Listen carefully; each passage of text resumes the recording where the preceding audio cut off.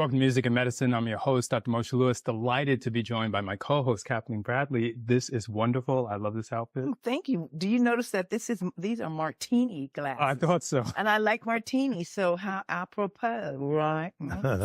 Glamorous. Thank you. You look wonderful, too. I love that color. Thank you. Yeah, I'm trying to bring the linen to that next level. There you go. Bring that linen to the next level, baby.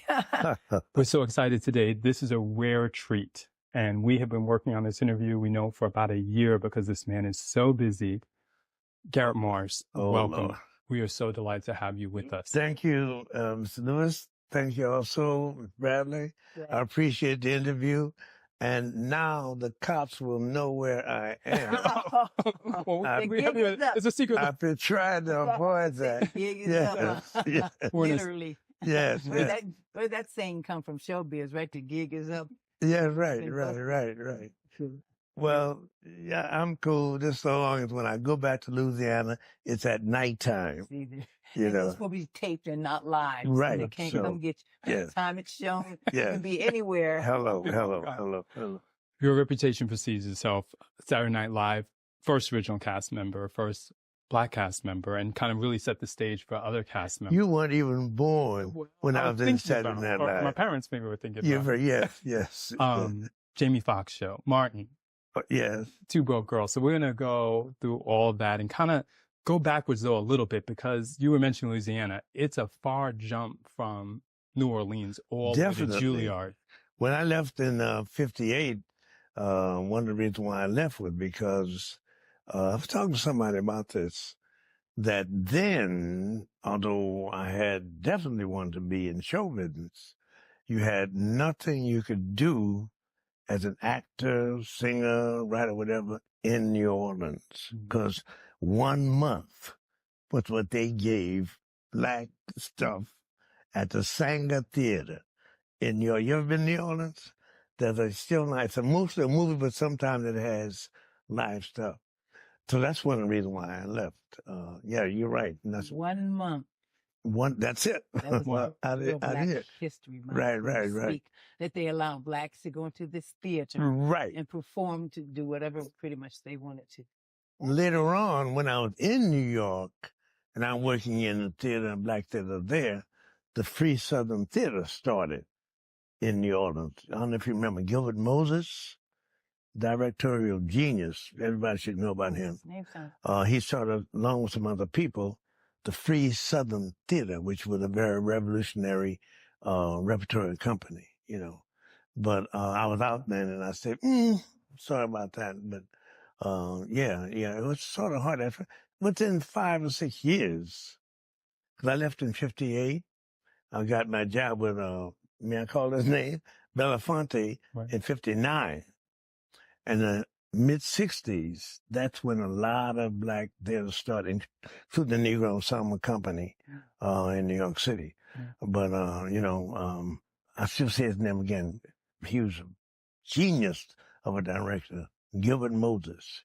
As much respect that you may have for Bill Duke or for John, who died a few years ago, you should have him in for, because he's one of the prime movers in the beginning of regional theater in the black community in the 60s. And may I say, I've already told you, Kathleen, if I look away from you sometimes, because looking at your beautiful face may get my eye just sort of jammed up. Right, Louis? Okay. That's why I'm sitting on this side. Yes. So I'm not distracted. I can Thank you, and I appreciate that. That means a lot. And I know you go back to way back, let's make a deal, right? The Price is Right. Yeah, The Price is Right. Yeah, 1990. 1990, right. I remember, yeah. So black model on that show, one of Barker's Beauty. I'm looking at history myself. Yeah, and that was just a wonderful time of my life. And it meant so much because a lot of people of color needed someone to look at that show and identify with. The show had been on 17 years prior to them even having a black person. And the stuff they're advertising, black people buy it too. Thank you. Hello. Yes, you know. CBS came to their senses. Yeah. And Mark Goodson Productions, that was Mark Goodson Productions at that time. And actually, as I would kind of tell that story, there were little or no black actors in the daytime television programming back in the 89. It started like 88, 89. They really recognized it, and they started adding more Black actors to The Young and the Restless. And of course, I was at The Price is Right and a lot of the soap operas, The Bold and the Beautiful and several others.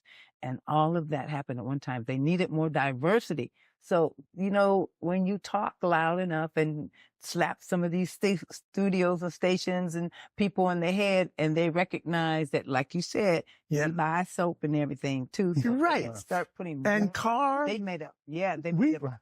We may live in cars, not have a house. We made some companies rich. I remember I had the same feeling when I was the only Black person in Saturday Night Live. And for the 5 years I was there, I looked into Black publication just to see if I'd get mentioned. And I remember feeling something about the fact never during the first 5 years was I ever mentioned any. I'm not going to call the name because the publications I love. Start with an E? Huh? Or J? Jet. Okay, I'm going to say it. Jet, yeah. I looked at Jet every week and I wouldn't see me, okay? Right. And I was trained on Jet. You know, to this day, I love it. You know, I can't find one now, but I know. I'm surprised. Well, I am and I am not too, because even though I felt a little slighted, even being on The Price is Right, some of the Black publications, though I was in Ebony one or two times, and Jet maybe slightly, but for the 10 years, you would have thought over the period of time that, you know, I'd be more like their cover girl and their go-to person there who's on TV 5 days a week, every day, me for 10 years. You don't do that, you know. Every weekend I was in a groundbreaking show. That's right. Right. So I must confess, though I've grown out of that, I was much less mature and my ego was a little bit hurt. That I looked every week in Jet for them to say something about Garrett Morris and SNL, and it never happened. What year was that? 1975 to 1980. Oh, yes. Right. Yes. Oh my God, that was so groundbreaking. First I was a writer. Then I evolved into being on Not Ready for Prime Time Plays, because actually my first job was to be a writer. And also to bring in somebody Black to be on the 7-member Not Ready for Prime Time Plays. I brought in Oba Babatunde. Yes. That's my buddy. I brought in Bill Duke. I brought in, you know who Trezana Beverly is? Dynamite actor who wrote won the Tony for Colored Girls. Oh, wow. Right. So I'm trying to lose the job, Luther. Literally. Right? They didn't hire any of them. And one time, I come in and I come out of the elevator on the 8th floor, and somebody said to me, "Garrett, Lauren wants to see you in the green room." And I go to the green room, and they're looking at Cooley High, all right? Because John, Gilda, Lorraine, and Jane had said, "You have Garrett bringing in actors. He's an actor too." Lauren says, "Prove it." And they'll go get Cooley High, and they show me in it. And that's how I got to audition for the Not Ready for Prime Players. You know, that's something. There's another story attached to that, but I won't go into it because it's more about me. I hear you, but you know, I think that during that period of time that just not a lot of Black people, people of color were even watching Saturday Night Live. I think they thought kind of that they started getting onto it because they didn't understand it. It was like so different. Yeah, genre. It was so different. It was on late, it was right. on, and I don't think they even kept. But then, on a lot of levels, including the racial level, they were much more challenging than they are today. Because the first thing I did on that show was something that I wrote called "I'm Going to Get Me a Shotgun and Shoot All the Whiteys I See." And it's interesting how I came about with that. Can I tell it? Yeah, please. All right, you tell me when not to say. Because I used to work with the Belafonte singers, right? So we used to travel. Belafonte had a 12-member group, and he had a quartet. The quartet went everywhere with him. The 12-member group, made up of 6 white guys, 6 black guys, he sent them around the country singing folk songs, gospel, and stuff like that. I was a member of that group. Also an arranger for. Well, as we're traveling one day, one of the members tells a story about truth or consequences. You may not be really too old to have seen that show or heard it on radio. Bob Barker started on there as well. Well, this guy was Art Linkletter. Yeah. Mm-hmm.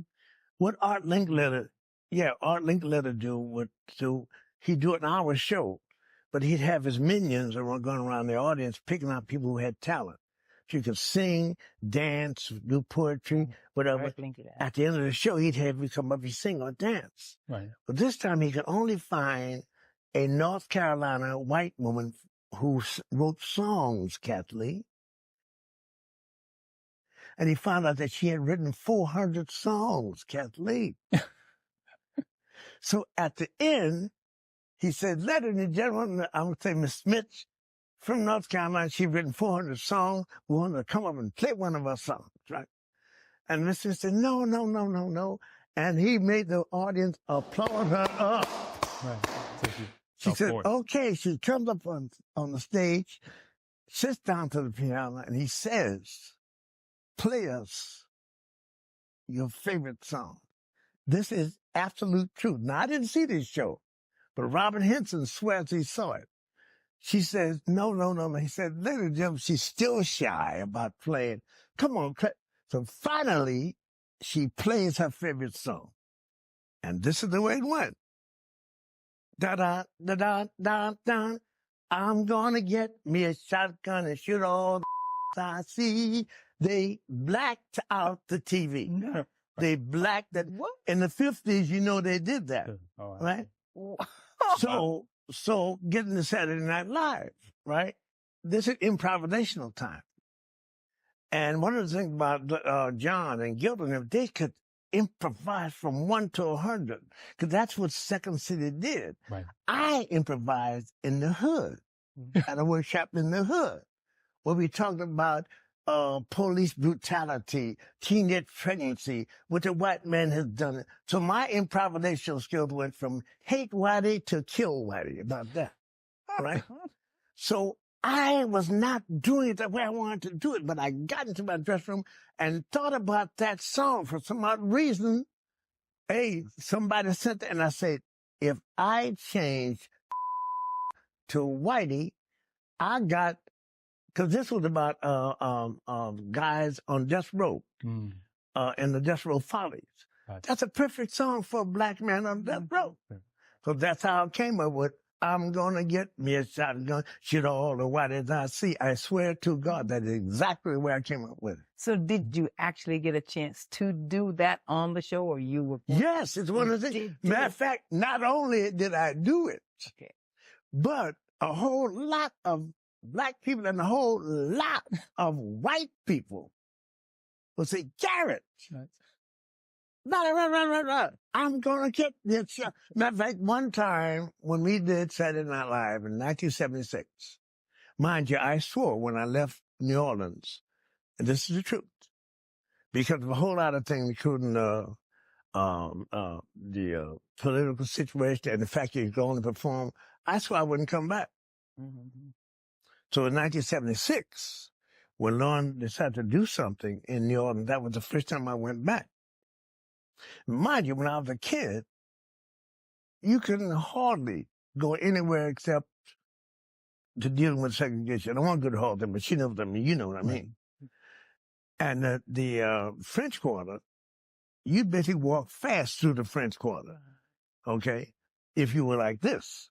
Now, if you were a certain kind of lighter-colored African-American woman, you could be there at night and be getting down with white people. But me, I'm walking fast through there as a kid. This time, I wandered through the French Quarter, swear to God, Louis, and a white guy comes out of, a white guy who looked like an extra in the movie Deliverance. Garrett Morris. Garrett Morris, come on in, have a drink with me, man. Come on in.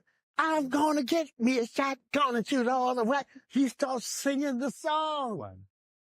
And he invites me in to have a drink with him, right? Now, first of all, I'm saying, he set me up Right. Because you never know. But the thing, I don't drink anyway. I'm a teetotaler, except I do drink a little wine. But talking about that song, yeah, I have fans of mine who are absolutely on the white side who will quote that song. I think I might have seen that show. Wow. I'm sure they probably show it quite. And tell me if I'm dominating the conversation. No, I'm so glad to see you here. Yeah. Now, you've done that show. You went on after you left Saturday Night Live. What show did you get on next? Well, actually, I found out in the 80s that there was somebody, a manager, who was in fact trying to sabotage my career and did in fact do a little damage, because a lot of movies during the 80s I was getting cast for, and I was wondering, I found out this guy, whose name I won't call, but he is going to be in my book though, okay? Yeah. But, I'm a person who works from the inside. I'm a Buddhist, right? So even then I was working, so I didn't let it bother me. I did work. I did a whole lot of horror movies, kind of thing. Yeah, I did at least 10. One became a cult. It was called I don't remember it. It'll come. It'll come. Anyway, I did very little in the 80s, but by the end of the 80s, I started getting work. And the first thing I got was actually, I went to California, and great director Stan Latham, another great director, Art Scott, gave me a lot of work, and Norman Lear gave me a 2-year contract with the Jeffersons. Right. I also had a sitcom called It's Your Move, starring me and Justin Bateman. And that year we were competing with some white ladies who were twins, called Double Trouble, and the studio decided to go with them. It lasted a half year, okay? And to this day, I think me and Justin would have ran it. Sure. After that, got Morton. Right. Was there for 3 years. Uncle. Yeah, Cleghorn. After that, I did Charles Dutton's Rock. Right. Oh, right. For a Love minute. Rock. And then Jamie Foxx. Okay. And I was very lucky because with Martin I had, Tashina Arnold, Tisha Campbell, the late, great Tommy Ford, Carl Payne, and my main man to this day, Jonathan Grice. He was the only white member of the cast, and he and I like this till now. Matter of fact, if you may not know, did you see Napoleon Dynamite? Yes, right. He plays the uncle. Sure. Oh, really? That's him. Jonathan is the uncle. Oh, wow. Okay. And that's a low-down, dirty uncle. And when I talk to John, I say that's the true you. That's you. With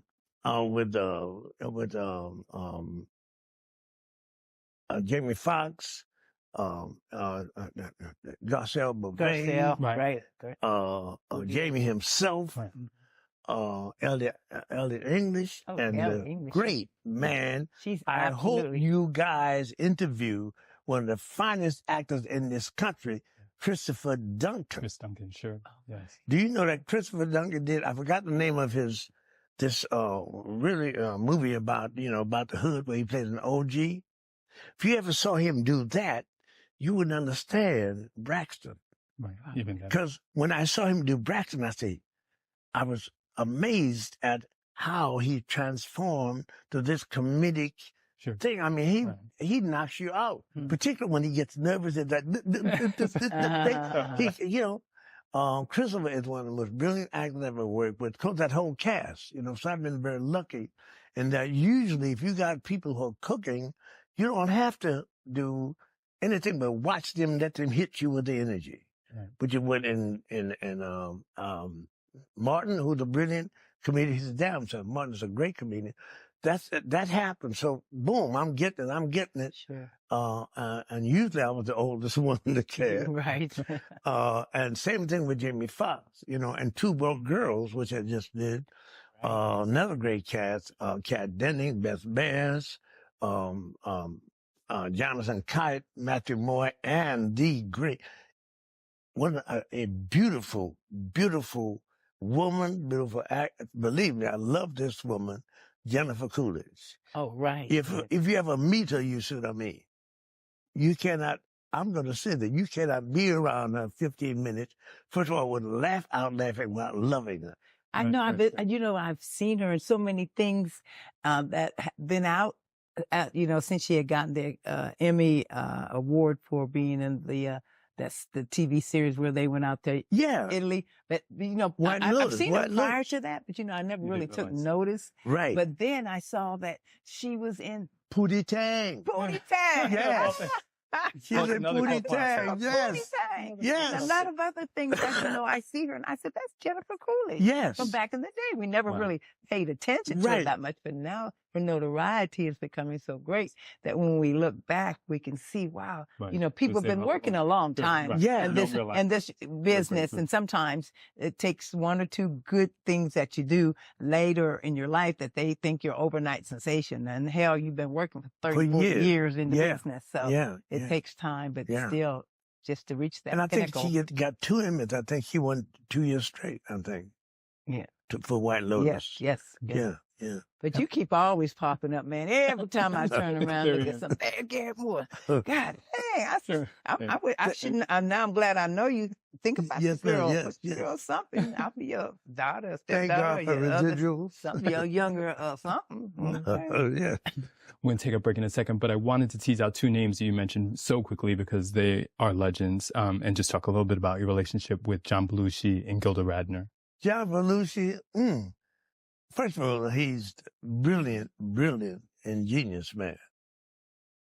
And wow, I was just amazed, because like I said, I had been improvising in the hood workshop. Right. Your way. Dick Williams, you know Dick Williams? Yeah, no. Dick Williams, Gilbert Moses, Michael Schultz. That workshop, but we didn't worry about just being funny. We were about improvising about real problems, like teen pregnancy, police brutality, what the white man has done, right? So again, I went from hate white to kill white. I was just so amazed at how they could just take anything and make it funny. And all of a sudden I realized, hey, I got to not just improvise. I got to be funny with the ideas. That's right. Took me a little while to get to that, right? And I was really, but John and Gilda, you couldn't see them working. You know what I mean by that? You didn't see them working. I couldn't tell. Yeah, you hit it, and boom, they got it. Gilda, definitely, you never saw her work. Exceptionally. Never. Brilliant improvisation. John the same way. Never saw him working, So I was just honored to be in the presence of that kind of ingenuity. Yeah. Now, I'm sorry what happened because at the same time he was doing the thing I was also, But I would never have done what he did. Me shooting up. As a kid, when I found out about the great Charlie Parker and how he left, as a kid, in my mind, I said, I'm never putting a needle in my arm. So from Charlie Parker's death, that was in my head. Never put a needle in your arm. Right? But that doesn't mean you couldn't die just from cocaine, because Len Bias, and if you remember Len Bias, right, basketball player. He just sniffed it and he was gone. Right. I smoked it at a certain point. And if you know about smoking and ate, that's a lot. Because when you sniff it, you get that high the first time. I'm not going to lie, that very high.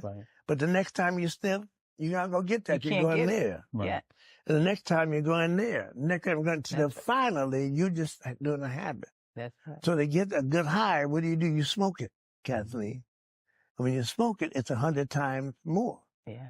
So you're taking a chance on your life every time you do that. That's right, I've been around in that circuit many times, being an entertainer. I see how people do and try things. I've tried things in my life and time too, but at some point, either it's for you or it's not, or some people just get addicted, and hopefully you'll be able to overcome that sometimes. And I think the older you get, the wiser you get about these drugs and certain things, and your body just can't even take it anymore. You build up a tolerance. It's like, what the hell am I doing this for? You know, you're not getting the thrill like it was when you used to be younger and our bodies can handle it. You can't do that.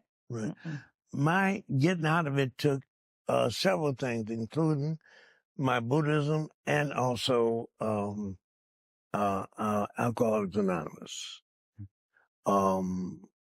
And I'm thankful that, because for a long time I had been practicing Buddhism and didn't know it. Because part of Buddhism is what you hear about positive thinking and imagery. Well, if you're Nichiren Buddhist, you chant twice a day and you write down what you want to happen and you implement it. So I didn't know until I met Art Evans. You know what Art is? I know Art very well. I love Art. That is my buddy. Art and Babe are the ones who shakubuku'd me. So with both those things, took me about a year to actually shake off that monkey on my back. And like about 2004, I stopped. By 2005, I had stopped. But I don't have any judgment about anybody who's hooked on drugs now. But I just know it was a bad decision for me, and I think a bad decision, period. But if you've had that on your back, you have to be understanding and show a lot of love and show a lot of, hey, I'm going to help you get off at you, but not that kind of stuff. Because one thing leads to another, and some things you may not even talk about normally. And I find that when I do interviews or people interview me, and I've been asked pretty much the same questions over a period of time. And then there'll be that one or two particular host, people that ask me something. I'm like, wow, I never thought about that. Nobody ever asked me that. And it's something within me that I want to talk about it and answer it in a certain way, even though I might expose something little about myself that, you know, I don't want to talk about at some point. But, and at my life and time now, it's okay to talk about it. And I feel good about whatever I say because it's part of my life and experience. And that's what we find out when we have our conversations here. For me, I was raised a Christian. By the time I was in my teens, I began to deal with some stuff that was in my own life. My grandfather, Reverend Thomas Phillips, one of them whooping preachers. When he would preach, spit would come out of his mouth like grease from a hot frying pan. If you would sit within a few yards, you got hit with some spit. And I loved him. I idolized him. But by the time I'm 15, I'm realizing that he's doing a lot of things that he's not supposed to be doing. Kathleen, my statement about my grandfather was the following. On Sunday, he would preach against adultery and fornication. But during the week, he would practice adultery and fornication religiously. And I saw some things he did, which I won't go through, but by the time I'm in my 15th, I realized he's not only hooked me with the organist, but with a couple of ladies in the thing too. And my grandmother, whom I really, really loved, I realized that the last year of her life, she died from something they say in her stomach. She died as much from a broken heart from what he was doing as anything else. So when I'm about 15 or 16, I'm realizing that I idolized him. That's not his fault, my fault. You don't idolize any human being, okay? But I realized that not only was he doing stuff, but his other reverend preacher friends were doing the same thing. And I'm just sort of naive at the time, but it still hits me hard that as much as I believe every word of the religion coming out of his mouth, it hit me hard that it was a lie. Okay. Plus, I'm watching, right? Because remember, segregation was, I'm watching black men get lynched. I thought 2 or 3 times a month, the statistics show 2 or 3 times a week. And I see the whole Christian white community backing it up. Whenever, if they caught a Ku Klux Klan member, if they caught him and brought him to trial, they always got acquitted by mostly white juries, Christian juries, right? So I'm piling all that up on me. Then I also knew, it didn't bother me at first, but telling my team, it bothered me that every Christian church has this picture of a white blonde guy. And in the Bible, in Revelation, the first chapter, you know where I'm going with this, the 14th and 15th verse, it says, what? Jesus was woolly-haired and had bronze skin. And I'm realizing, for the first time in my naive young mind, for the last 15 or 1600, they had even been extolling the real guy. So it really got down on me by the time I'm 20 years old. I said, I don't want to be a Christian. Not if these, excuse me, who are juries are letting people who lynch go free. And I'm watching what my grandfather's doing. They ain't doing it. So by the time I left New Orleans, when I said I wouldn't come back, that's part of why I said that to myself. Now, believe me, when I went back in 76, I said, what are you saying? Because New Orleans is one of the baddest cities in this country. Okay? I mean, black bad. Okay? I mean, black bad. Right? But when I left, it was, all of that had come down on my young, naive mind. By the time I'm in my 20s, I don't want to be a Christian. I said, if these people are Christians and they're doing that, for that matter, I would say that right now. If you know what, I'm on the Republican side, like this guy Mike Johnson calls himself a Christian. But still, please. And still doing that. So anyway, when I left in my 20s and got to New Orleans, I'm going to tell you a story. Because I got there, after telling my father's mother. My father's mother basically wanted me to stay in New Orleans. And I loved her. But I said, Grandma, I'm going. She was so pissed off. Are you ready? She said these words to me, I curse you. And she predicted I would not succeed. Now I'm going to New York with all of that on me. And I wound up homeless because she called my aunt in the Bronx and told her not to let me stay, which she did. Really? So I'm homeless. Oh, my goodness. All right. Now, I've given up on Jesus, but I do remember that a guy who was a minister named Norman Vincent Peale, remember him? Yeah, I remember that. Wrote a book called The Power of Positive Thinking. Yes. And that book told me that there was something inside me that I could call on. This is the absolute truth. For like nearly 2 months, I was homeless, and each night I was appealed to me. So I said, hey, help me. I want a job and I want a place to stay. And I did it every night. For 3 weeks, I get picked up by the police. Okay? Black policemen. And we talk, and I let him know I'm a college graduate at Dillard University, you know.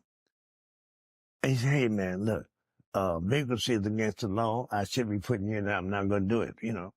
Now that I kept doing it for 3 weeks. 6 weeks, I get picked up again by a white cop who's his sergeant.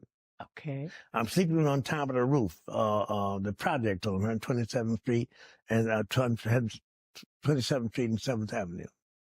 And a lady comes through the door. There he is, there he is. I'm sleeping on, and behind her is this white cop. He handcuffs me, brings me downstairs, right, and gives me to the black cop. And somebody had dropped a dime on the black cop because he said to the cop, this time you take him to jail.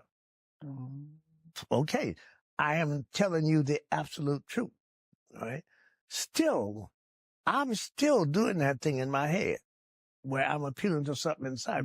Mind, I didn't know about Buddhism yet. Later on, I found out it's, but sure enough, I'm in jail overnight from Friday to Saturday to Sunday. Now I'm crying like a baby because not only I've been appealing, and I've gotten picked up twice. But what else could I do, Kathleen? Grandma put that hex on you, didn't Right. she? Sure did. So I'm thinking now I'm going to go back to New Orleans. She's going to be right. I'm in the courthouse on a Monday, and I look up at the judge's thing, and I see something I didn't know existed, Kathleen. I see a black judge. Wow. Never seen one before. Never seen one before. Right. His name was Kenneth W. Stamps. Now, I used to be able to find him on the computer and on my phone. In the last year, he's gone. Now there's a white judge who comes up. That's not the one. This black judge was the same as a judge whose name was Bruce Marion Wright. His nickname was Cut 'em Loose Bruce. Wow. You remember him? No. During the Civil Rights Movement, Judge Stamps and Judge Marion Wright, if you got caught by them, don't worry. Wow. Because if you're on the left, they'll find some reason to let your ass go. Good for them. So Bruce Marion Wright was known. Doesn't matter what color you are. But if you were somebody he thought was there and it was really not right, you're gone. He had promise. Sure enough, I didn't know that Judge Stamps was the same way. So the cop goes up to him and talks to him. And Judge Stamps says, really? Said, bring that boy up here. Now, mind you, I'm sitting, Catholic, this is the truth. I'm sitting there, tears are coming in my eyes already. I'm trying to stop it. I don't want nobody to see me crying, right? And the judge says, I understand you're a college graduate. I said, yes, sir. Now he's going to test my lying ass. What college? I said, Dillard University. Another test. Who's your president? I said, Albert W. Dent. Now, what I didn't know was, apparently with me and my Kathleen, Eisenhower had about a month before, called a convention of black college presidents and black lawyers. And he had actually met Albert W. Dent. Wow. Whoa. Isn't that amazing. something amazing? This is the absolute truth. For you to know that name. Right. Hey. See? A name. Then he said to me, go to my chambers. Now I am really letting it out. Hey, I don't say, because I know something's going on. I'm in his office. About an hour later, he comes to my office. He doesn't even look at my ass. He goes on the phone, calls the YMCA, and they let me stay there until I got a job. And from that point on, you couldn't tell me nothing bad about positive thinking. Thank you very much. Because throughout my career, that was one of the ways I got it. Even through the being hooked on cocaine and stuff, I still would do that every day.